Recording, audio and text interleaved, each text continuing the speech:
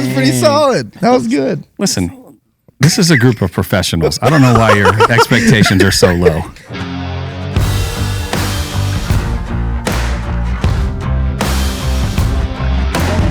All right. You want to welcome everyone, Brandon? Welcome.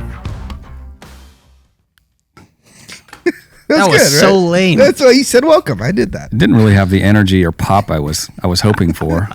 Welcome to the Audio Link podcast. We have Nico, Tio Nick, and Tio Brandon. Or my dad. He's my dad. And He's not my dad. I'm just kidding. You're way too young to be. I've hung out with your dad. He's cool. I don't want to take his place. Your dad is cool. We're just going to talk about our biggest traumatizing moments as professionals, whether that's behind the board or on stage. I think that they both are the same, equally mortifying. Oh man, okay. Or in life. I actually heard John Wilds. Or in life, I heard John Wilds this week share on some blurb. He was on, did you hear that? Dude, he had some type of like diarrhea disaster when he was a guest worship leader, dude. Yeah. Some bad stuff can happen sounds out bad. there. Yep. Yeah, welcome everybody. So what I think would be best is if we go around in a circle. Like we're in kindergarten. Yeah. You started that circle. Yes. Start with me. Yes. Yeah. It's the Eldest first. Eldest first, yeah. Well, if I Honor sound like seat. I've been smoking a lot lately, massive allergies, I might even cough somewhere along the line, so we can just edit that out. All right. But I usually don't sound quite like I'm hitting the cigs as hard as this. Vaping is a new thing. I never got into it. So I have a bunch of these because you got to remember, I started before the days of digital consoles, and it was just a lot of big scene changes and things get really hard. And digital didn't always look the same. But I was mixing at a very large church here in Dallas, only 5,000 seats, and I was subbing for Matt Wheeler. This is at Fellowship Church main service, and I had complained like a couple months before, like, man, this PA is just terrible. And I came back a few weeks later, they had a new PA. So I think they had already planned it, but I think I kicked that domino over. And Wheeler, who was my boss, was so excited. He's like, oh, we got a new PA. It sounds like $1 million. It's just probably cost that. But we get in there, and he shows me a sequence of buttons to hit to turn this thing on. But there's a deal where you have to switch over the lobby speakers so that they're not playing the sound check, but they want to pick up the live feed from the console once the service is happening and all that. So there's a series of things, and he brushed through it, and it made so much sense to him, and I heard it exactly backwards. And so once sound check was over, I didn't realize that I've been broadcasting sound check into the lobby for 2 hours. Oh my gosh, this is getting bad. Well, there you're mixing from the kind of the cat seat, because the console's in front of the balcony, and we had a couple of Genelec monitors with a sub that were tied in and tuned in so that we could really hear detail in the PA, because you got more detail in the seats than you got from mix position. And it was pretty slamming at front of house, but it really translated well. But one of the downsides of it is I did not realize that when I switched it over from rehearsal mode to show mode, I put playback music into the lobby and muted the PA. Oh my gosh. Off. But I can't tell it's off totally because I'm busy. I'm saving scenes and all this. Rehearsal's over. Rehearsal's over, and I'm doing all the normal stuff, and nobody notices that I don't have playback coming through the speakers, none of the pre-service stuff happening through the speakers. So the PA's off. Yeah. The PA's off. PA's off. Powered off. But the Genelecs are still putting music out, so I can't tell that the PA's off. It just sounds a little bit smaller than normal because we've got this really dialed in. And the service starts, and this is one of those days where there's a full choir. There is like huge tracks backing it, and like strings have been tracked. It's just the biggest possible sound you can imagine. And the band gets up there, there's a downbeat, there's a count. Nothing. And everything kicks in, and I'm like, man, this feels soft. But I can still hear it through Genelecs, and it's No way. It's probably 10 seconds into this song with the choir and the whole thing, and no one can hear anything. And I go, I've got it backwards. And I reach over, and I don't have the presence of mind to pull the faders down. I have everything up and I panic and I just reach over and hit the opposite of all the buttons on the system controller. And 100 dB comes and it just to the comes PA. out at 100 dB right in the middle of a kick drum. Just boom, choir, all it just. Oh my It gosh. took. I didn't sleep for 2 days. It was so intensely Did you get stressful. screamed at? Oh yeah. Well, I mean, so Pastor Ed was probably, this was amazing. no, it was. I mean, so okay. He liked the dramatic effect. I mean, that one chorus. wow. If you want to have 5,000 people turn around and look at you at the same Yeah, time, that was a good way to do it. That's what that was, and it was not a great What look for was the me. sound, Did guys? not enjoy it. Oh my gosh. Charles, we got to get the sound right. Charles, we got to get the sound right. So they spent the rest of the weekend. They sent one of the system techs who just stood by me during sound check, Just to make sure that didn't and happen to make sure again. everything happened right through the weekend. Oh my So gosh. it took. I didn't get trusted to mix front of house again for a few weeks. That's That- terrible. That was not a great look for me. Well, the thing is, like, in that environment, I had this friend of mine. This isn't my story, but it attaches to that. I had this friend of mine, Caleb, who Yes, probably listens to this, so I should be careful. He's a studio guy, golden ear engineer, and but he hadn't done live sound. And I was like, dude, you're a way better mixer than me. I mix it all this stuff. Like, you should be mixing live sound. You'll destroy me. And he started mixing at this church with this terrible PA. I mean, so bad. And their whole thing, and I like put him there. It was kind of the start of my business, honestly, putting him there. And he made it sound like eons beyond what I ever did there once he figured out how to use the board and stuff. But what was hilarious to me was that one day there was like a conference on a weekend that he couldn't do because he had sessions, so I went and mixed it, and and the pastor went up there and his mic wasn't on, like, not because of me, because it was not on, and it took a long time for him to turn it on. It was not 5 seconds. It was like 40. And and I guess is this an is a eternity. fail story. That's a long But like, time. I have been through, That's a workout. dude, it that's was a like full start set, sweating. dude. It was a super set, dude. yeah. And but literally when that happens, like when you've been through so many scenarios like that, when that happens, I intentionally like speak in the calmest voice possible. And I just kept going, the mic is off, guys. His mic is off. The transmitter is turned off. The mic's off, guys. Like, I literally was talking like With a this. calm voice. Yes, I always do that. Dr. Tommy. I literally, anytime it happens, I just turn to them and I was like, guys, the mic is off. The mic is off. He needs to turn it on. All right, someone go down there and turn the mic on. And, it's like, whatever. He's stranded out there. And this dude came over. And this dude came over to me. It was like, if you saw how Caleb reacts to situations like this, it's crazy. Because he's not used to like all this attention on him. You know what I'm saying? When you're doing live sound, it's like everyone somehow knows where the soundboard is. Yeah. And they all look. They all look back. You want to hide under the desk. I've done that. This is the unfairness of Yeah. if it's awesome, everyone on stage is amazing. If Yeah. it's bad, then the guy behind the console is. Correct. So I have a lot of compassion for that. I've got a bunch of those, but I've got another one that was about like that. I'll tell Sarah in a minute. But go ahead. No, as you say, it's Nico's turn. Nick, Oh, next. yeah, Yeah. sure. All-time worst. Oh, mine is quick. It was like 8 years ago. It was a World Cup about 8 years ago, and we were on this trip. I was playing bass in Argentina. I'm from Argentina, and they were playing. Yeah, in the finals. It was like qualifying. I don't know. Oh, okay. And it was like the morning session. The ones where you play like the easier songs. Was I there? Yeah, you probably there. Power and Love. Yeah, in Michigan. Yeah. So Yep. it was like one of my first times with this team playing. With Todd White? With Todd White and a bunch of friends. And the monitor situation wasn't like the best in those venues because there was like, random gyms around in the middle of nowhere, So they sent me the set list and it was like super easy. Everything I hear Like, about Power and Love, those old ones, is hilarious, dude. like But carry on. four chords, So I my phone on the pedal board, and I was watching the game, the entire worship set. Yeah, I should have been rebuked by my worship pastor and sit down for 3 months. But I played the entire set like half step off.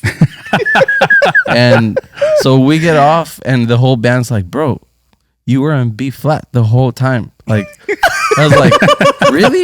He's like, yeah. Just because you were not paying attention. You were playing Set a Fire, you know. The same 4 chords for an hour, That was all when in the wrong. You had your broken leg or hurt leg. Yeah, I had gotten a motorcycle accident. So he's up there with a cast. I was super like both of my knees were getting stuck to the jeans because I had like skin under. But then I was also watching the World Cup like on the tone hammer, you know, at the phone there, and You hit with just I was barely like, touching. this is my first and last time. That was the Power and Love when some guy, or no, they were like, we did the fire tunnel, and the band didn't want to pray or didn't want to play for that long, but Todd like was like, band play for like 3 hours after the service, and then some random girl grabbed the mic and was singing. Yeah. But I turned her off in front of house, and so she's just singing to the band, and the band's like, what is the happening? band's suffering through it and no one else knows. Yeah, she thinks he's, you know, like It's like that Instagram video of the person singing into the crowd mic. We were at Or Are You, and the glory of God fell. One more and that's it. The glory of God, silence. The band was like, we were all like this. This was with Upper Room, Joe, Ulysses, everybody, the Gamboas. I was playing bass. And glory of God, quiet. Just like, yes, Lord, thank you. You know, when it's just like praying. Yeah. During the middle of worship. Super nice. I love it when that happens. But then all the way from the back of the Or Are You auditorium, this girl goes, every knee will bow, every tongue confess. She tried to lead a and song. then the last note was so high. And we all like look at each other and like, in my mind, I was like, we have to back her up.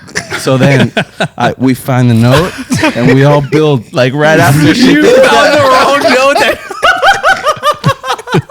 Like it was, we shouldn't have came in. She went to a G flat 7/9, and you were like, yeah. And then we got stuck in this key that was not good for Joel or Elisa. So it was like, yeah, but it was. Oh my gosh! oh, That's so dude, good. train wreck. Hilarious. Okay, that's not bad. Wow. That's a good story. Well, my craziest, like, worst in one way, I told earlier in our in the Lee one with me almost getting fired. Oh yeah. Yelling at the pastor. Okay, other really bad ones that have happened. One, let's see. Oh yeah, this is the worst. I did this is not even that long ago. This is a couple years ago. I did an install of a Midas Heritage HD 96 and a you know about that console, or maybe you don't. Never mind. So I did this install, and dude, Nick, you came to this with me. New York? Yes. Oh, yeah. That's the only one I've gone to. Hey, guys. It's like the only one you came to. Yeah. I Yeah, remember but getting you a left text the food 18 was so hours good. into that trip. This guy doesn't stop working. It was quick. It was like in and out of New York. He hadn't in done a day. anything with me yet. It was like 21-hour day. It was good though. All right, yeah. So point is, after that, the launch Sunday happened on some point, but you weren't there for a Sunday. No. Yeah. Point is, we do launch Sunday, and I installed just a new console and stage boxes for them. They had CL5s. I put in the HD 96. Now on that same install, this is a side quest to the story. I spent about 3 hours dialing playback, and then one of the guys on my team deleted it like that same day, which was disastrous for our time management because I was like getting it ready for that Sunday. So then that Sunday morning, like I didn't have any more time to do it. So then that Sunday morning they had rehearsal, and I was no wave. So it was just, I was using all these plugins in the HD 96, like I had it fully loaded. And I had it cooking at a certain point. I was like, all right, this feels pretty good. Nick helped me tune the PA and stuff, which was helpful. It was an Adamson rig or whatever. So all my this is weird how the Dante stuff is, their IO just kind of 50? Yes. So I had no more ports. So I had the DN96 whatever, only 24 channels of Dante. And the only way I could get it into the system without having this like real $3,000 breakout box or something we needed to get, which we didn't, it was home run to the back of the console. And that was in a rack down here. So we have the DN96, which is converting the console to getting Dante in and out. All the outputs were used for the live mixes, which we also installed. But that's an important part of the story, actually. The live mixes were being fed. So all the monitoring was being fed by these. And then also the microphones was like ULXD, and we were pulling them over Dante because we were maxed out on IO. So you guys get the context right now. We have a console, we have the DN96, and we set this all up. What? It's a lot. It's a lot. This is a lot. This is a lot. I'm drawing it in my. All right, yeah. And then if you flip it, so we have this console and we have the DN96, and all of rehearsal goes great. Like the pastor's coming over and he's like, bro, like I had no idea it was going to sound like this. Like this sounds amazing. The worship guy. Yeah, I remember. They're so happy. Okay, so the pro presenter I played drums for their sound check. Huh? You played drums for the sound check. But it was all gospel music. I was like, Nick was like, ding, like I didn't. He was playing up after ride. It was the least Nick stuff. It was so funny. So the service starts and the pro presenter girl gets there. And it like the booth, there's a balcony, but the booth is down on the floor, like right in the middle of the room, like the ideal mix position. They did good. And with that, and she starts moving the desk that my thing was connected to. Oh, those now, I didn't know that the desk moved. Gosh. We didn't know that the desk moved. Now, all my lines are Cat 6s that were like tied down and everything between the back of this console and this rack. And of course, we had it in the low position when we did the install. So she's standing and she just starts raising the desk. I'm like standing up because I always stand when I mix. And I was just like dealing with it low. And oh no, she raises it up. And then while you're there? Yeah, I'm standing there and I'm like, oh yeah, that's cool. Whatever. It was fine. And then the service starts and I have no mics. I have no microphone. So the guy comes up to start the service, nothing. Worship, they're trying to start worship, nothing. And I'm like, wait. And then immediately it registered to me. Okay, thank God it registered to me. This console, this piece of gear just got unplugged. But the problem is solving it. I was like, wait a second. All these cables are tied down. I have no other way to get microphones for this service. It was packed with like 800 people in New York. And I was like, and they're all looking to be like, they just bought all this new stuff, spent like $100,000, whatever. And I was like, so I just like looked down and then I just walk up to the front row. Like the band is playing. Also, it didn't even dawn on me till just now. The band had no in-ears. So they're still playing. And I'm like, so I go up to the pastor in the front row and I was like, this is not going to be fixed for a long time. That's just what I said. I said, This is not going to be fixed for a long time. And he was like, what? Like, can we have service? I was like, I think so. Just wait. And I went back there and I went down there and I just took my keys and like under the desk and I just like ripped as hard as I could and I got like 2 zip ties off. And I extended the cable and plugged it back in. Why couldn't you just lower the desk? Lower it back to where it was? I don't know. I don't remember exactly. I mean, hindsight. So first of all, the basic premise of this is hindsight's 2020. Dude, I was don't appreciate your attitude about it. Dude, literally. Sorry, I'm just asking, I was like, what am I going to do? Like, and I'm also thinking this is Dante, it's network. Like, what if we plug it in and we have to like cycle everything after it's replugged in? I was like, this is a disaster. Well, ProPercenter was on point that day. Dude. That's, Dude, it was so bad. ready. And then by God's grace, I ripped those out and then I plugged the line in, and then within like 10 seconds, the vocals just came on and the rest of the service happened, and they were so happy. They actually didn't even mention it after service. Like, they forgot. That's a miracle. Dude, it was a miracle. Those are moments That's where stressful. That was bad because it was like 20 seconds passes, and within 20 seconds, I realize, wait a second, that piece of hardware is not connected anymore.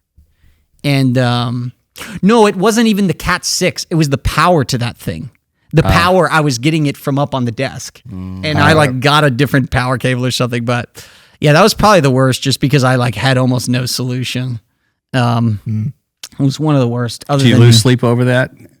Because those things will get my adrenaline running, and then I can't sleep for a day. The next day, I'm just toast. It's another type of fight or flight where you're like, everyone, all these hundreds of people, your nervous system knows. Yeah. All these hundreds of people are just looking to me to solve this problem, and if I don't solve it right now, this day is over. Yeah. Like, and everyone knows it's on me. Like, did you see that thing of the pastor? Before you tell your story, the pastor in Arizona saying the thing to the sound guy. he's hiring or something. Yeah, I saw that. That was wild. What did he say? This pastor in Did we turn Arizona, it into a meme? dude. Yes, and it went viral, and I feel terrible. No, dude. It's way worse than that. Okay. This pastor in Arizona, I'm not going to say his name, even though I do know it now because I looked him up, just because it was just so dishonoring.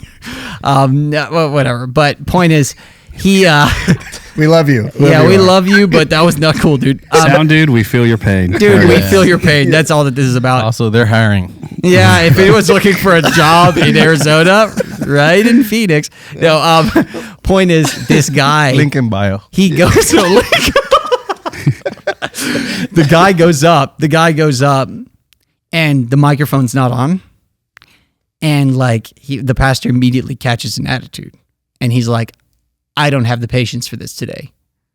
And then he's just like, and then the guy starts walking. He's like, "Can you give me the other one?" He says to one of his staffers, and then he just drops the mic like this, like these people are ridiculous. And then he grabs it and he's like, "Well, we're hiring." Oh gosh. And then he's like, "And we're firing." He said both of those, and I was like, "No!" Yeah. Imagine what the sound guy did. Yeah. Poor guy. What could he do? What do you think the sound guy's name? Phil? Rodney, for sure. Dude, what if the transmitter was defective? Yeah. Yep. I mean, yeah. So sorry. Your story. That's good. That's a lot of context. And I think the scariest, there's two is like, is the mortifying, like, oh my, I made a huge mistake. Yeah. And then there's fear, which is like the scariest, which they are not necessarily the same experience. True. The fear one for me is I was on tour with Mute Math in India, and I'm doing monitors. It's like 10,000 people at this, 10,000 Indians at this show, because apparently they are massive in India, which I didn't know about. There's an SC48 Avid at monitors, and we did sound check at 7 a.m. and we just got the plane at like 4:30. So we're like, everyone's tired. We're gonna go sleep for 12 hours because we didn't play till like 9:30 that night. So But that was your we only do time to do the sound check? Cool. I like, we do everything. Everyone's great. Save, put on my flash drive, and I leave. We go sleep all day. Come back that night. The previous band's ending their set. And then like stage change comes over, and we get 10 minutes, right? And then I go and I plug in my flash drive, and nothing's reading. And I look at the files, Corrupted. and nothing is on the console. They wiped the console in between shows. Oh, the console is dumb. Yeah. Oh, gosh. They wiped it. So like every time but Yeah, they cleaned the previous file. So yeah, no one's they take off the file, whatever, but they cleaned all the file history. So there's no file, and it's not reading my flash drive. So I have 10 minutes. I am like, Oh. holy crap! Like, what do I do? Like, it's a dead, like completely unpatched, nothing labeled from factory with default. Mute Math. SC48. Like, With Mute Meth, the best Amazing. band Mute ever. Meth about to go on stage, and I was like, so I figured out a way that there's minute 9. I'm like, is there any history? So I find like this, some sort of like previous version history. And I was able to pull my 7:45 a.m. back onto the desk. My like gosh. literally seconds within 1 minute of them going on stage. Like it was terrifying. What would you have done? I had already started building stereo sends because I knew which one was which. There's only 5 guys, so it's not like it's 4 guys. Couldn't remember. Yeah. But it wasn't like insanely complicated. It was like get Paul his vocal, get But were the inputs even patched? Nothing is patched. But I knew which one was which because we had done. So they were just going to be raw gains. Yeah. It was going to be very rough. Oh. Get Darren click. Like that's all you had to do, and it was terrifying. But finally it loaded, and the show went great. And That's then good. I didn't sleep for a long time. But it was so terrifying. Oh my gosh. That reminded me of another time I think you shared that the soundboard turned off right before a live recording at Up Room. Oh yeah, Like, the Spanish record. Like right when it started or something. No, it's the Spanish record. Yeah. I rented an SXL in 2021. It was Epic came in and you and Wheeler retuned the PA for that record. Yeah. Which was special. So thank you for that. We got the new subs. The It was little awesome. subs. Thank you. And The Macaulays. so we like night 1, we're like, this is gonna be amazing. And like it's 7:05 and we're about to walk on stage. They're about to like start the night and the console freezes. I'm like, okay, what's going on? The SXL. Yeah. Oh, and surprised. so it never freezes. Like it will have glitches, but it doesn't just stop working. This we just had to do a hard reboot of everything. Yeah. And it pushed us 10 minutes and Johnny was like, aren't you like scared? Like, is this normal? It's like, if it works, it works. Like set Dude, your hands. there's nothing you can do. Like, there's no reason to get panic about Well, it. But, dude, I've also noticed like in situations like that, we got to wrap in a second, but in situations like that, if you are completely calm, if you're the only person that knows the information of what's going on, everyone's just looking at you. It's like you look at the flight attendants to know if something's actually wrong on the flight, right? They know. if they're freaking out, you should. If they're freaking out, you should be freaking out. And it's like, I feel like if you're perfectly calm, everyone assumes, they assume it's probably not their fault. And I think that puts everyone off like I like. Do you think it's good to tell the band in the middle of the worship set, Hey guys, the auto tune it's stuck. We're gonna have to. You've done that? I have done it, but Because waves this is crashed? years ago. Yeah. Now that I'm hearing this conversation and like I like that attitude of like we just lost power in the entire. That's the best way, dude. Okay, I like that. Everyone's like, oh, this Super must not active. be I'm that taking bad. that forever. Even it if was it is multi-rack. churches. Multi-rack would freeze. Multi-rack was. But And you can would change rec- keys. If someone's watching, would you guys say, like, if Nick is watching, Yeah. would you guys tell Nick, hey, don't tell the band anything, like that way you don't get them in their heads, or let them know that way you could just like fade out the band, reset it, reboot, Yeah. Or what would you guys do now if the band gets That stuck problem? in C sharp In C sharp, or any? I would just play your greatest hits in C sharp. I think the best thing is, hey guys, transition to that. Just stay there. I would say, or stay stuck there. See, that's interesting. I should have done that in the past. Just told them, hey guys, you got to play in this key because it's crashed. Because I had multiple times. Thankfully, unlike the M32, unlike this where I was mixing a lot of church CL5 and on the D Live, it's not like an input path. I wouldn't have to I could just bypass an insert and then work out the vocals, which with multi-rack I had to do countless times, which I don't understand why. But they God said they the have cache would load up or something. It was nonsense. Yeah. But it was so lame. But The main thing is just to be very gracious. yes. Be as gracious as you can, because it's a bit. Think about it like you're playing drums and you have a bad strike. Or you kind of lose your place in a fill, or you play an entire song Oh, I know what that on the means. one step up. It's like the audio engineer is also playing an instrument, because I spent as much time on stage as behind a console. Yeah. And man, I've been in bands where someone just started playing in 6/8 when the song was in 4/4. Oh, It's like, yeah. this isn't going to go well. Everybody's trying to figure like, are we Ready, jamming guys? now? What are we How doing? do we swing this thing out? 3, 4. What? It's like a rock. So I have one, and there's only one that really still haunts me. Yeah. Because it's 100% my fault. I was very young, pretty cocky. And I think in the early days, maybe because I had such a troubled childhood, I had a pretty big chip on my shoulder, and I just kind of like took my job for granted. And I was mixing at this church. So it's church where I met my wife, and the pastor had kind of a side gig doing a country project. He would go to Nashville and make these country studios, and he was okay. He was a pretty good singer. Mm-hmm. And he goes, I'm going to do a song in the middle of my message, he's like, but I don't have time to sound check it. So it didn't get stuck in my brain like, hey, we're doing this song. It just didn't occur to me. And so once his message was going on, I had his lapel mic going. I was like, okay, these services were 2 hours. Like, I'm going to duck out and go use the restroom. So I went out to use the restroom, and I came back and the message was still going. And I'm completely oblivious to he tried to sing a song in the middle of the message, grabbed his guitar, went to the mic, Nothing. and no one is at And the it console. failed and he went No, back. I'm not standing there. There's no one to mix. Yeah. And that haunts me to this day because I feel like I really let that guy down. Oh my god. I mean, he deserved better from me. It's demoralizing. I still sometimes I kind of have this weird panicky moment. Like I'm still living. Yeah. Maybe I need some deliverance or something. But that's Dude, that's we can just pray stayed for with you me. for that. That's terrible. So his name is Bobby. If you're out there, Pastor Bobby, I'm just super sorry that I left you flopping in the wind there. Sorry.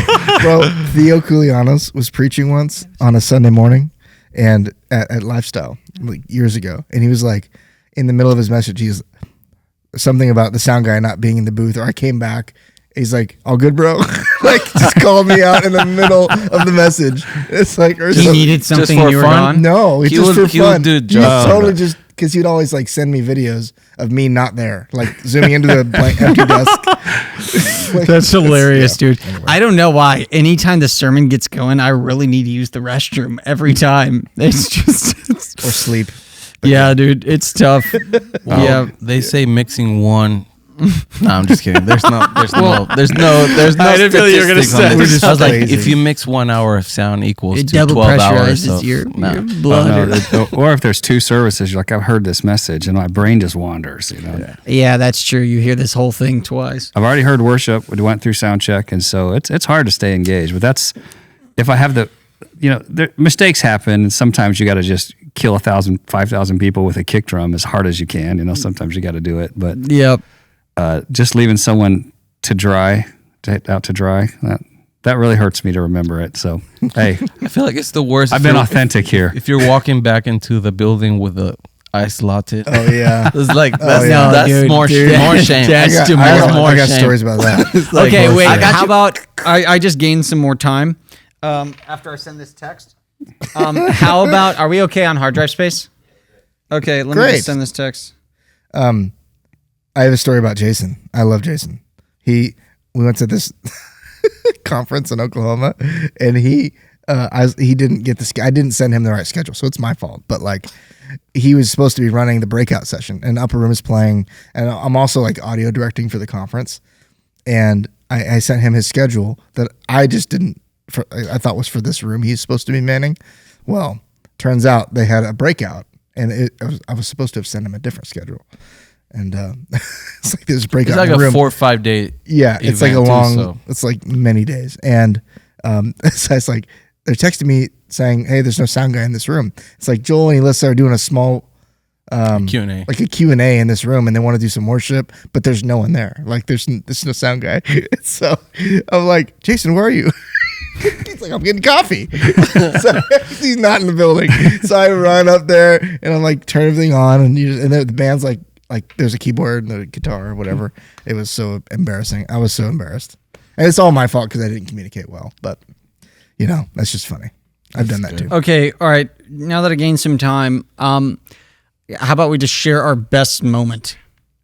Let's end this on a positive. End on a positive note. Like a moment that you could think of. There's just a small moment, either worship leading or doing sound. I think doing sound would be best because there's something special about that, where it was just like your best moment. Can I show you guys a video of it? Yeah. Let me look for it. But you All guys right. go first. You start. Well, I don't want to make it necessarily, not that spiritual, No, that's fine.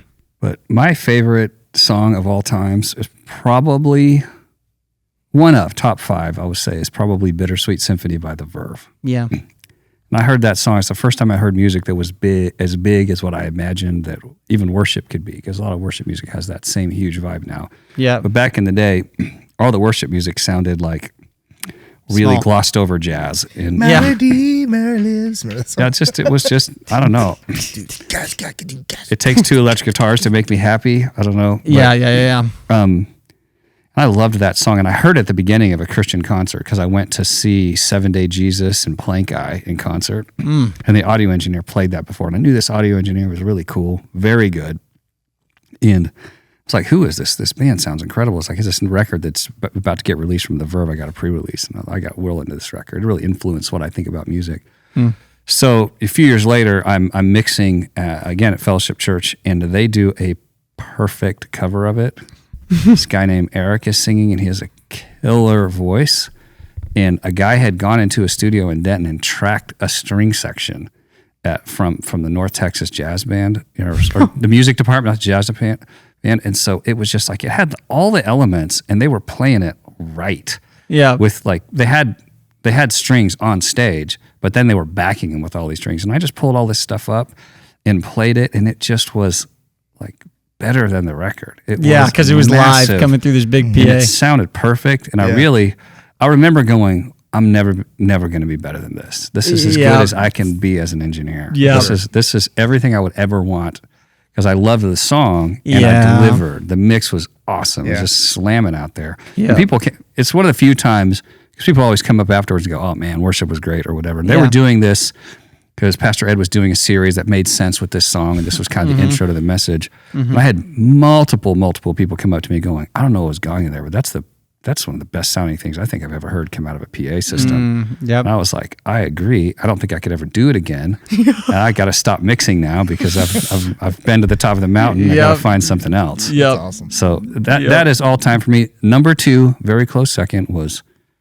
honestly last week at the Upper Room Pastors Conference. I wasn't mixing. I was just hanging out with him, and he was mixing. And I'm standing right in my favorite seat in there, and everything's just swirling all around me. And I was like, this is the best live sound I think I've ever heard in my entire life. Yeah. But my contribution, it was very limited in that moment, but I helped put that together. And listening to Meyer mix, I went like, if there's perfect, and I don't know if there is, but if there's perfect, this is as close as it gets. The band was just super happening. Everything was just this super in the evening? right. When were you there? In the daytime? It was the middle of the day set. Oh, yeah. And the audience was singing along, and the audience was just singing along like almost like they couldn't help it. Yep. They were just caught up in it. Yep. And the band was rocking. It was just so, they were doing some kind of hymn chorus. I don't remember what it was. Had a little bit of Handel's Messiah in it. And I was like, well, this is it. Whatever the top of the mountain is in a worship experience, this is as good as I've ever been a part of. I haven't been able to shake it. If I talk about it too much, I get a little weepy because it was just transcendent. Wow. Yeah. So that was your best moment, if you don't know. But no, I don't know. But man, that was real special. No, those are great. Those are great. Nick? Oh man, that really resonated, and I love that you share that. By the way, and it's similar. I think when I'm thinking as far as audio, just those years at Upper Room in the old building before all the awesome stuff we have now. It's just that season I felt so hidden. Like I felt like I was just looking at everybody's back of their head, you know? And because you were literally looking at the back of their head. Yeah, it was a season where I wanted to lead worship. I wanted to play bass, but God was using me in audio, and I wasn't necessarily super excited about it. Yeah. But it was kind of like where I found myself, which now, like 7 years later, I'm like super grateful, and things shifted. But one of the best moments is that those Sunday nights, those prayer sets that you just start crying on a soundboard, or being on the soundboard and just having like a notebook and then just start translating songs. And then you have no idea that years later those songs are going to be all over Latin America, but it was on the soundboard at Upper Room. And just almost like experiencing healing. And yeah, there's so much power on a soundboard, on doing sound, because you could do a remote nowadays. But there's so much freedom that could happen, and like you could feel like you're not necessarily a big part, but you are a huge part. Yes. But you might not be the person on stage. You know, Yes. you're literally unless you're like muting the whole PA system in the middle of worship, you know. But first of all, we know some keep people. your hate to yourself. sorry. But you know, that was, to me, that was like the best moments. Just That's Sunday. amazing. I remember when we're the ones that celebrate the Lord, or surrounded, Dude. or like when those moments happen, just like Dude, that chills moment. Holy Spirit. And it was a unity of not just the worship leader, not just the band of brothers and family. It was like an eclipse Of but unity of a and- community, Yes, dude. and like years of history and CFNI and Yeah. countries. It's All like of it so just much ching, ching, ching, ching, aligned in a worship moment. Yeah. And just Wow. being able to push the reverb up a little bit. Yeah. I'm just really grateful. Yeah. Yeah. And then That's I think special. Stereo delay. I think last year, 2 years ago, I was coming here to the studio. A client had canceled on me. I was like super discouraged because, you know, you try your best when you do your studio stuff. You try to invest in gear. Gear's expensive, and Yep. and then you put your creativity, your heart into it, and they cancel on me on my way here. And I was like, I had a choice to go back home and just go chill at a coffee shop all day and be kind of like bumped, or still show up here. And I chose to come here. And before making the turn, they called me from Mosaic. Hey, bro, are you free this weekend? We need someone to track our next album and like mix our stuff. And then that Wow. got me to experience God move in a beautiful way, even on my career. So Wow. it was all through sound. Dude, Yeah. those are all amazing. Yeah. Oh my gosh. Sorry, that was a little long. Dude, no. There's biblical precedence for what you're saying, because the Bible says faith comes by hearing. Yeah. I think that makes the invisible And people hearing behind the gated console. verb. Yeah. And hearing of the gated verb, as it says in the book of Brendicus. What? People, What is that? people behind Book of Brendicus. Oh my god. people behind the Founding console founder are Behringer. invisible, but the Lord sees them. They're super important. It's so true.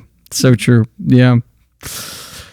So the two moments came to my mind. One, probably main one, like just kind of like as an engineer, it's kind of like that moment in a movie where like the kid that was like The background music swells in. the team manager like gets in the fourth quarter and then he hits like 7 threes. You know what I mean?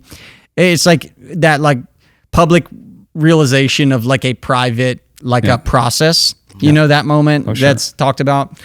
That kind of happened to me a little bit when so I was just mixing at my parents' church. Like I was just there like from like 15, was mixing 3 services every Sunday plus youth plus all this, just mixing and first the old building and then the new building and one kind of in between temporary thing.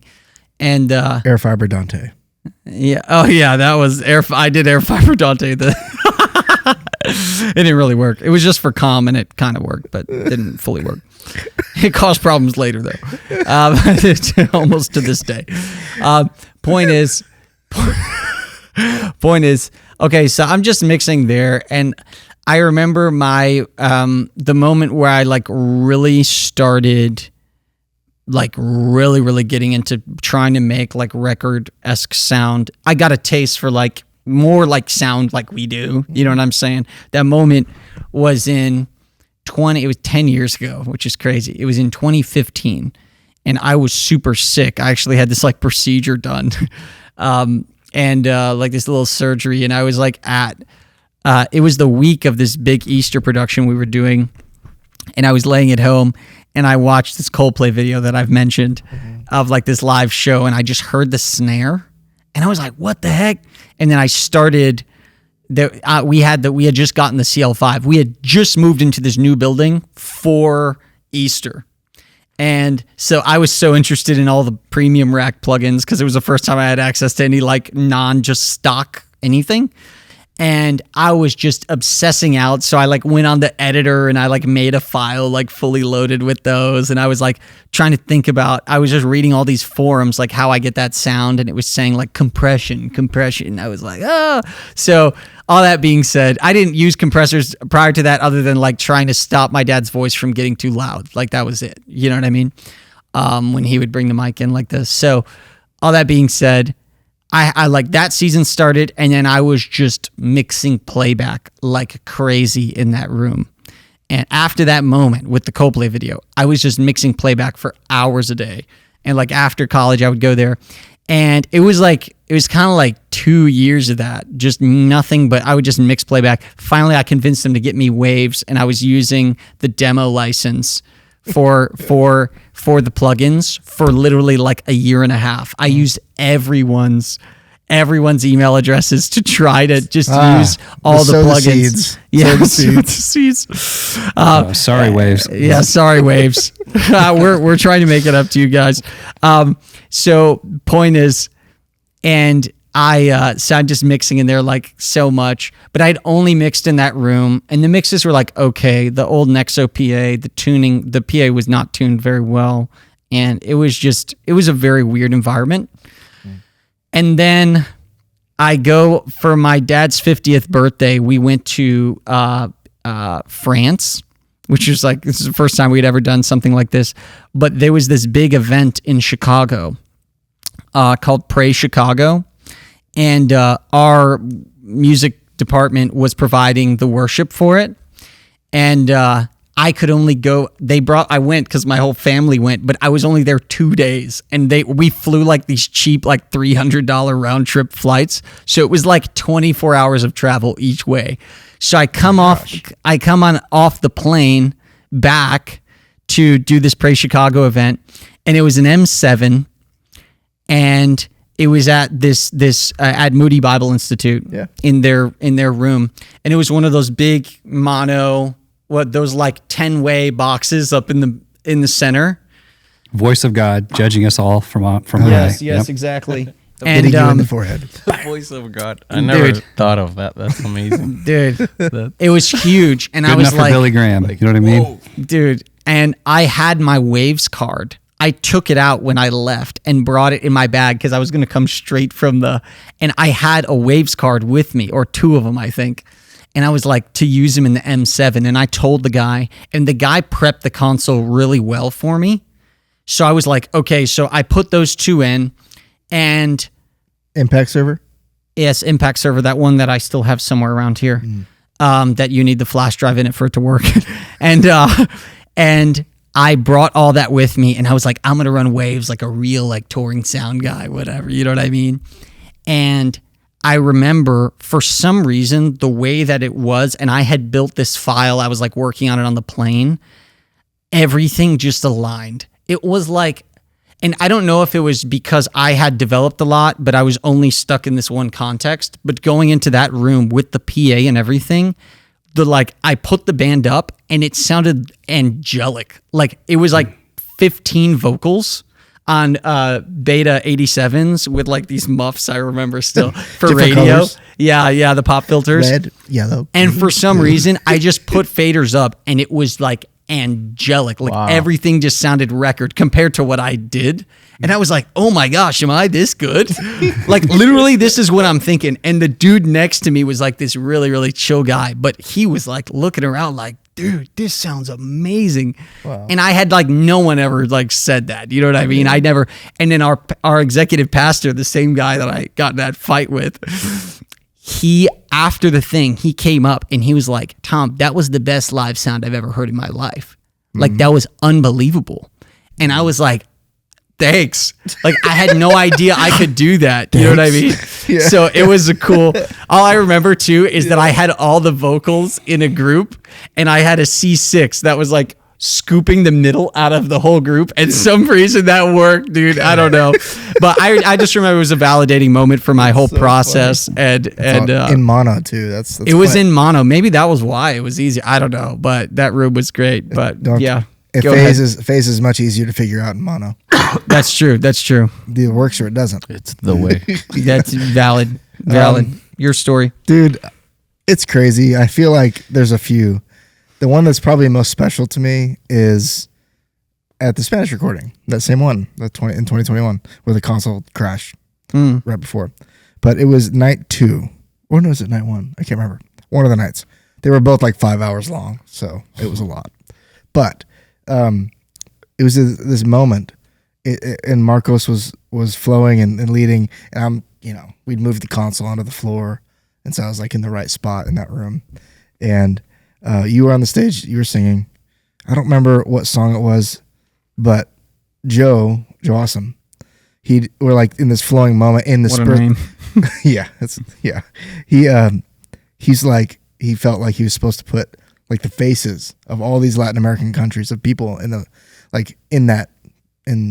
Central America, South America, and just like flash them across the LED wall in that room. It's like the LED wall is like, The whole can't thing. miss it. Yeah. Yeah, it's like, it's right there. And I remember having this like synergy with everything, lighting, video, and audio, like coming together, creating this amazing special, like it brought me to tears. And I turn around and look at Johnny, I'm like, this is why we do this. It's like, yes. You said like a I was Hallmark like, movie line. Let's go. That's so I was like, good. it was so good. It was so special. Just, because it represented in So that much. moment, like the Lord's heart for those countries. It's so powerful. Anyway, that one. And then Red Rocks. You can't not say Red Rocks. Yeah. You sent me video of Red Rocks. Yeah. He was like, dude, you were on a gigantic, It was an SD5. Shout out to Ellie. I think you were on it. Shout out. You were on that first iteration. Nobody gets that, but Oh, people you do. I get it. Moving on. You were on that first iteration of the big new D&B PA. Yeah, it that was cardioid. the very first GSL rig GSL, yes. in the country. And you sent me just video of the mix, and it was just slamming. It was awesome. It was great. We literally, Red Rocks, and we're about to play, and like there was a couple mistakes. SD7? It was an SD5 SD5. with waves, but That was a great desk. they had Aaron Broman was doing monitors. He's amazing. But the production house was supposed to bring an analog split and 2 stage racks, but they only brought one. So both consoles were on the same loop. And at the time, the firmware of Digico was if one console loaded the file and took control of the stage rack, the other console, when it loaded the file, would like Slave. everything would become like the gains would just slam. Peg. So Yeah, I yeah, loaded my scene, and all the gains are at plus 60 on every channel. I'm like, what is happening? You're like, like Joel. I remember looking on stage, and Joel is like not even in his mic, but I hear him talking. Like you can see the signal is at like minus 18 when he's just 30 feet away from the mic. Anyway, Oh my gosh. crazy loud. That happened during the show? So it was right before, like during the stage change. And so I'm like zeroing out gains. I was like, Aaron, what is happening? He's like, I don't know. So like we're zeroing out my gains. gosh. But Of then course I'm at like, Red oh Rocks. man, I hope this works. And Corey Edwards was there mixing elevation, like I felt all this pressure. Yeah. And I turned it up and it was just glory. Oh, It's dude. just like God's grace, has nothing to do with me, just God's grace. And then like afterwards, we all got to sign the tunnel under front of house. So my name is right next to Bono. Are you serious? Yeah. Yeah. Well, Dude, it's all you're right there. famous. Well, Your name is next to Bono. that's a stretch, but anyway. Well, these were amazing stories. Thank you guys for joining us on here. This was a lot of fun. Very different vibe from our normal podcast, and I liked We're it. exploring all the reasons why audio link is necessary. But, Yes. Do you guys think the Bono that goes to the NAMM show is the real Bono, or Dude, it's Like a definitely double. not him. it's not him? I lean conspiracy in everything. I'm sad. I thought it was him. Love you guys. Peace.